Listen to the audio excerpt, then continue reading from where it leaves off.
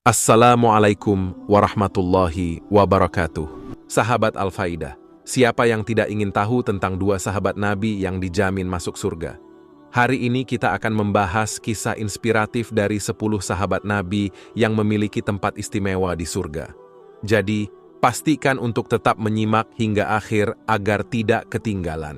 Sahabat Al-Faidah, kisah Thalhah bin Ubaidillah merupakan salah satu sejarah Islam yang perlu diketahui oleh umat muslim. Kisah hidup dari Thalhah bin Ubaidillah tertulis pada kitab-kitab dan buku Islam. Thalhah bin Ubaidillah merupakan salah satu sahabat Rasulullah yang wafat dalam perang Jamal saat melindungi dan menjadi perisai untuk Nabi Muhammad SAW. Kisah heroiknya ini yang membuatnya menjadi salah satu pahlawan perang Uhud yang akan masuk surga atau disebut dengan syahid. Dari Jabir bin Abdullah radhiyallahu anhu, ia mendengar Rasulullah SAW bersabda, "Siapa yang ingin melihat seorang syahid yang berjalan di atas muka bumi, lihatlah pada Thalhah bin Ubaidillah." Hadis riwayat Tirmidzi 3739 dan Ibnu Majah nomor 125. Syaikh Al-Albani mengatakan bahwa hadis ini sahih. Mengenai kisah Thalhah bin Ubaidillah sebagai perisai dan pahlawan perang Uhud dijamin masuk surga atau syahid yang telah dirangkum dari berbagai sumber. Simak dan tonton terus video ini sampai selesai agar tidak gagal faham.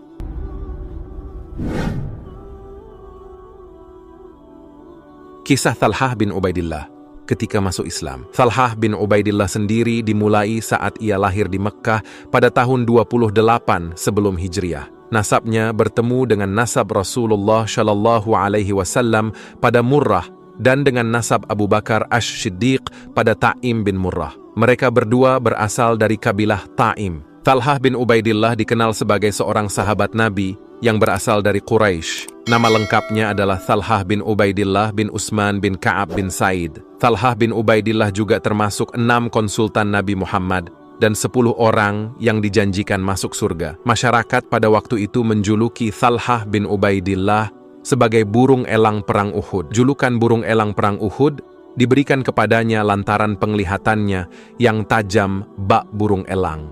Ia adalah sepupu dari Khalifah pertama Abu Bakar bin Abu Quhafah dan selalu ikut dalam berbagai peperangan pada periode awal Islam serta mampu menunjukkan keberanian dan kepahlawanannya. Thalhah juga merupakan pengikut Rasulullah SAW dalam salah satu gelombang pertama orang yang masuk Islam. Semasa hidupnya, Rasulullah SAW memberikan banyak gelar padanya karena keistimewaan yang dimiliki Thalhah, yaitu Thalhah al-Khair, Thalhah yang baik, Thalhah al-Fayyad, Thalhah yang murah hati, dan Thalhah al-Jud, Thalhah yang dermawan. Awalnya sebelum masuk Islam, Thalhah mengetahui sosok Rasulullah dari seorang pendeta di wilayah Basrah. Berbulan-bulan dia mencari siapa sosok seseorang nabi yang banyak diceritakan orang tersebut, hatinya pun tak tenang jika belum bertemu dan berbincang dengan Rasulullah SAW. Pendeta ini mengabarkan tentang telah diutusnya seorang nabi di negeri haram, sekarang Makkah. Kata-kata ini terus membekas dalam benak Thalhah bin Ubaidillah. Maka sekembalinya ke Mekah, ia bertanya hal itu pada masyarakat di sana. Apakah ada kejadian yang luar biasa selama ia berada di Syam? Mereka menjawab, ada. Ia adalah Muhammad bin Abdullah yang menganggap dirinya telah menjadi seorang nabi. Thalhah bertanya lagi, apakah sudah ada pengunjung yang mengunjungi dan mempercayai Nabi Muhammad? Mereka menjawab, sudah ada, di antaranya adalah Abu Bakar, dia juga telah beriman atas risalah Muhammad. Lalu ia mendatangi Abu Bakar dan mengundang perihal nama Muhammad tersebut. Thalhah bertanya, apakah dia punya nama lain? Abu Bakar menjawab, iya, yaitu Ahmad bin Abdullah. Maka Thalhah pun menemui Rasulullah bersama Abu Bakar dan bersyahadat di depan Rasulullah SAW.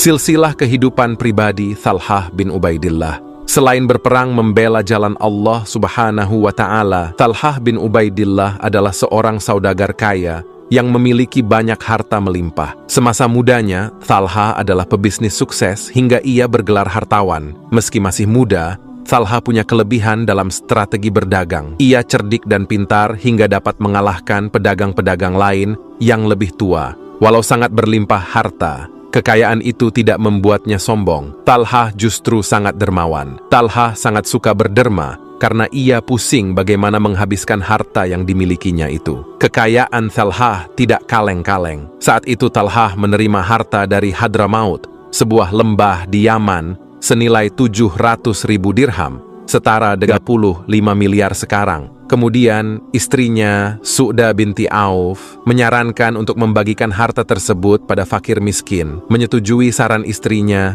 Talhah pun membagikan hartanya hingga tak bersisa sedikit pun. Talhah juga dikenal suka memodali para pemuda muslim yang sudah cukup waktu untuk menikah, tetapi belum mampu agar segera menikah. Talhah bin Ubaidillah selalu di samping Rasulullah.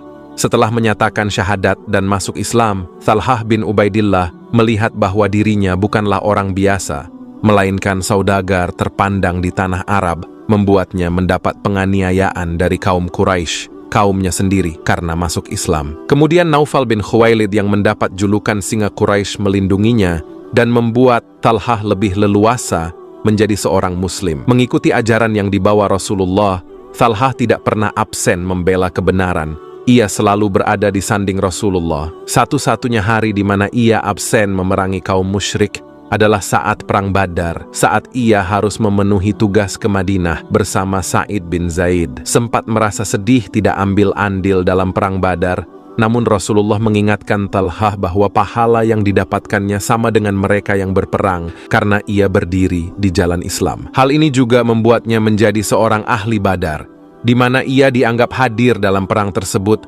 meskipun tengah absen untuk memata-matai kekuatan kaum Quraisy. Setelah selesai untuk memata-matai kaum Quraisy, Talhah bin Ubaidillah kembali menemani Rasulullah untuk bertempur di Gunung Uhud. Di sana, pertempuran dengan kaum kafir pun dimulai. Rasulullah yang menjadi sasaran empuknya. Orang kafir menghujani anak panah ke arah Rasulullah. Di sanalah Talhah sebagai tameng yang melindungi tubuh mulia Rasulullah Shallallahu Alaihi Wasallam. Sejarah mengatakan bahwa hujan panah semua mengarah kepada Rasulullah Shallallahu Alaihi Wasallam, sehingga tubuh Nabi berlumuran darah. Ketika Talhah bin Ubaidillah mengetahui bahwa Nabi Shallallahu Alaihi Wasallam menjadi incaran sasaran panah orang kafir, ia melompat dan merangkul Rasulullah dengan tangan kirinya, sedang tangan kanannya diacungkan dengan pedang. Talhah bin Ubaidillah ingin menjadikan tameng badannya Nabi dari tusukan panah. Ketika itu semua orang kafir mengira bahwa Rasulullah telah wafat. Rasul yang berlumuran darah lalu digendong Talhah menaiki bukit di ujung medan pertempuran. Talhah mencium tangan Nabi, tubuh dan kaki Nabi Muhammad Shallallahu Alaihi Wasallam. Saya pertaruhkan segala-galanya untuk engkau, wahai Rasulullah. Nabi Shallallahu Alaihi Wasallam tersenyum dan berkata, engkau benar-benar Talhah yang syaleh. Surga Allah pasti telah tersedia untukmu. Abu Bakar As-Siddiq menghitung sekitar ada 70 panah yang menancap di tubuh Talhah dan jari tangannya sampai putus. Inilah yang membuat Abu Bakar mengatakan, setiap teringat perang Uhud, saya pasti teringat Talhah bin Ubaidillah. Rasulullah Shallallahu Alaihi Wasallam juga bersabda, barang siapa yang ingin melihat orang syahid tapi masih hidup dan berjalan di bumi, maka lihatlah Talhah bin Ubaidillah. Sebab Talhah bin Ubaidillah masih hidup meski banyak luka di sekujur tubuhnya. Luka di tubuhnya yakni 70 anak panah, 79 luka tebasan pedang, tusukan tombak, dan pergelangan tangannya sampai putus sebelah. Banyak yang mengira Talhah bin Ubaidillah telah gugur. Nyatanya ia hanya pingsan. Karena itulah Talhah bin Ubaidillah mendapatkan sebutan syahid yang hidup. Atas keridhoannya dalam melindungi Rasulullah dan telah berani menghadang musuh di jalan Allah, Talhah menjadi satu dari 10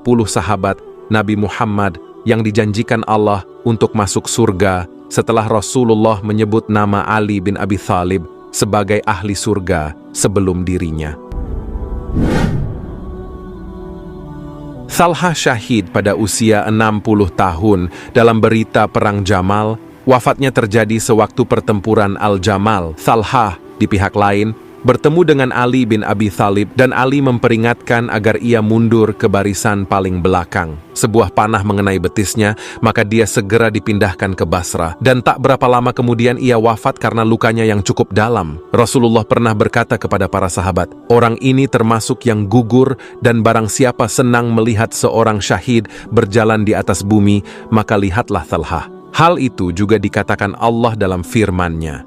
Di antara orang-orang mukmin itu ada orang-orang yang menepati apa yang telah mereka janjikan kepada Allah. Maka di antara mereka ada yang gugur, dan di antara mereka ada pula yang menunggu-nunggu, dan mereka sedikit pun tidak merubah janjinya. Quran Surat Al-Ahzab ayat 23. Ada pula sumber lain yang memberikan keterangan bahwa Thalhah wafat pada hari Khamis 10 Jamadil akhir 36 Hijriah. Ada pula yang mengatakan bahwa ada sebatang anak panah dari arah barat yang mencucuk di lehernya.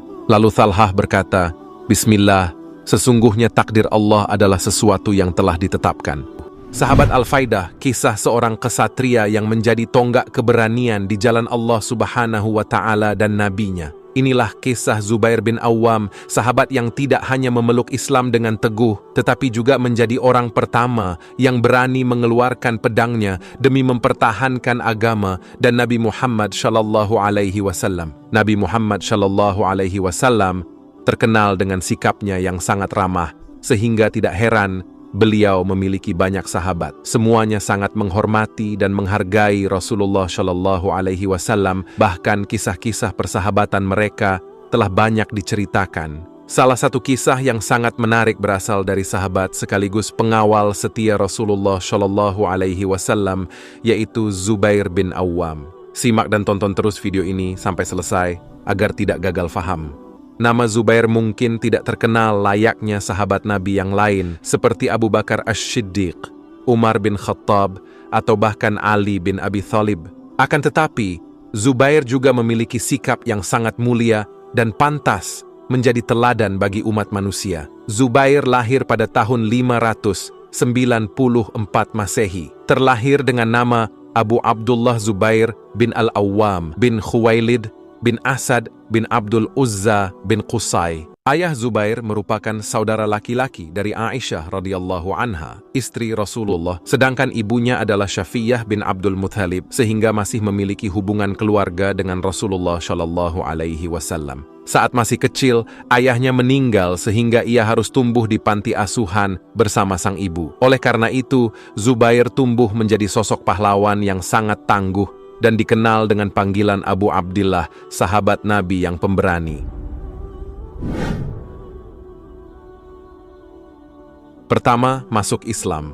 Zubair memeluk agama Islam di Makkah melalui perantara Abu Bakar Ash-Shiddiq ketika berusia 15 tahun. Hal itu menimbulkan reaksi yang keras dari kaum Quraisy sehingga mereka semua mencela agama beliau, bahkan dari keluarganya sekalipun. Sampai suatu hari, salah seorang paman dari Zubair marah besar setelah mengetahui kabar bahwa ia memeluk agama Islam. Ia menghukum Zubair dengan menggulungnya bersama tikar kemudian membakarnya. Tidak hanya itu, sang paman juga memaksa beliau untuk kembali memeluk agama nenek moyang mereka. Akan tetapi itu hanyalah sia-sia. Zubair tidak goyah. Ia tetap yakin pada keputusannya untuk masuk Islam. Zubair dengan tegas mengucapkan bahwa tidak akan kembali pada kekafiran selama-lamanya. Beliau menjadi generasi pertama dalam keluarganya yang beragama Islam, sekaligus dalam pemilihan khalifah setelah Umar radhiyallahu anhu. Zubair menjadi salah satu ahli surga. Zubair telah banyak membantu Nabi Muhammad Shallallahu Alaihi Wasallam dalam membela agama Islam. Ia turut bertempur tanpa rasa takut dan tetap berpegang teguh pada keyakinannya. Adapun beberapa kisah Zubair yang dapat dijadikan teladan adalah sebagai berikut. 1. Setia memeluk agama Islam. Seperti dijelaskan bahwa Zubair merupakan generasi pertama dalam keluarganya yang memeluk agama Islam, hingga membuat pamannya marah besar dan berniat untuk mencelakainya. Akan tetapi, keyakinan Zubair tidak goyah dan tetap setia pada pilihannya. 2. Menghunuskan pedang pertama, di jalan Allah Subhanahu wa Ta'ala. Aurah dan Ibnu Al-Musayyib mengatakan bahwa Zubair merupakan orang pertama yang berani menghunuskan pedang miliknya di jalan Allah Subhanahu wa Ta'ala. Beliau melakukan hal tersebut kepada orang-orang yang telah mengganggu Nabi Muhammad Shallallahu Alaihi Wasallam. Dikisahkan bahwa suatu hari saat Zubair tidur siang, tiba-tiba ia mendengar seseorang berteriak bahwa Nabi Muhammad Shallallahu Alaihi Wasallam telah dibunuh. Ia pun langsung keluar dari rumahnya dengan tangan yang telah mengacungkan pedang. Mengetahui hal tersebut, Rasulullah Shallallahu Alaihi Wasallam segera menemui Zubair bin Awwam. "Wahai Zubair, ada apa?" tanya Rasulullah Shallallahu Alaihi Wasallam. "Saya baru saja mendengar kabar bahwa Anda telah dibunuh," jawab Zubair. "Lalu apa yang akan kamu lakukan?" tanya Nabi kembali. Zubair kemudian menjawab, "Saya akan balas dendam kepada seluruh penduduk Mekkah demi Allah." Saat itu merupakan awal perjuangan dari dakwah Rasulullah Shallallahu Alaihi Wasallam di Mekkah, sehingga masih banyak mendapatkan protes. 3. Pembawa kabar hasil perang Raja Najasyi. Saat umat Islam hijrah ke daerah Habasyah, Ethiopia, juga sedang berlangsung perang antara Raja Najasyi dengan para pengikutnya yang berkhianat. Perang tersebut terjadi karena sang raja memilih untuk melindungi kaum muslimin. Sebelum rombongan tiba ke Ethiopia, umat Islam ingin mengetahui kabar tentang perang. Dengan penuh keberanian, Zubair kemudian memutuskan untuk menyeberangi sungai Nil menggunakan balon. Padahal saat itu beliau sama sekali tidak dapat berenang. Akhirnya, karena keberanian tersebut, rombongan mendapatkan kabar bahagia, yaitu kemenangan Raja Najasyi. Hal itulah yang menyebabkan umat Islam lebih mudah dan aman masuk ke Habasyah. 4. Memecah kekuatan Malik bin Auf. Perang Hunain adalah perang yang berhasil menghancurkan kaum musyrikin melalui jebakan-jebakan yang terpasang di dalam gua. Kehadiran sosok Zubair mampu memecah kekuatan pimpinan kaum Hawaza dalam perang tersebut, yaitu Malik bin Auf. Oleh karena itu, secara perlahan kekuatan para muslimin menjadi bangkit kembali. Pada akhirnya, mereka dapat mengalahkan para pasukan Malik bin Auf. 5. Setia dalam militer. Zubair bin Awwam ikut bergabung dalam semua ekspedisi militer. Beliau ikut dalam beberapa pertempuran besar, termasuk pertempuran Khaybar, Palung, Yarmuk, Perang Badar, Uhud, hingga pembebasan Makkah. Saat itu, perang boleh untuk dilakukan karena alasan yang jelas. Dalam Al-Quran, yaitu pada surah Al-Hajj ayat 39, dijelaskan mengapa perang tersebut diizinkan, yaitu karena mereka telah dianiaya. Akan tetapi, izin perang hanya jika umat Islam lebih dulu diserang. Jika tidak, maka perang tidak boleh untuk dilakukan. Thalhah radhiyallahu an menceritakan, Zubair bin Awwam radhiyallahu an meninggal setelah perang Jamal berakhir. Ketika Zubair radhiyallahu an meninggalkan peperangan, ia diikuti oleh sejumlah orang yang menginginkan perang terus berlangsung. Akhirnya, ketika Zubair bin Awwam sedang melakukan salat, seorang pengkhianat kaum muslimin bernama Amir bin Jumruz menghunuskan pedang padanya. Amin bin Jumruz bahkan mengabarkan bahwa ia telah membunuh Zubair bin Awwam kepada Khalifah Ali radhiyallahu anhu. Ia berharap apa yang dilakukannya bisa membuat Ali radhiyallahu an senang, sebab sejauh yang ia tahu, Ali memusuhi Zubair bin Awwam. Jauh dari perkiraannya, ketika Ali radhiyallahu anhu mendapat kabar seperti itu, ia langsung berseru, "Katakanlah kepada pembunuh Zubair putra Syafiyah, bahwa orang yang membunuh Zubair tempatnya di neraka." Ketika pedang Zubair bin Awwam radhiyallahu an ditunjukkan kepada Ali, ia langsung menciumnya. Ali lalu menangis seraya berkata, "Demi Allah, sekian lama pedang ini melindungi Nabi dari mara bahaya." Zubair bin Awwam radhiyallahu an wafat pada tahun 36 Hijriah sebagai syuhada di umurnya yang ke-61 tahun. Ia dibunuh oleh Amir bin Jumruz, seorang pengkhianat muslimin, saat dirinya sedang sholat. Sahabat Nabi Zubair bin Awwam radhiyallahu an memang dikenal karena kebolehannya di medan perang untuk berjihad membela agama Allah Subhanahu wa Ta'ala. Dirinya tidak takut mati, sebaliknya ia malah sangat merindukan syahid. Sahabat Al-Faidah, terima kasih telah menyimak video ini sampai selesai. Jangan lupa subscribe untuk terus mendapatkan informasi dan pembaruan terkini. Sampai jumpa di video selanjutnya. Wallahu a'lamu bis-shawab. Wassalamualaikum warahmatullahi wabarakatuh.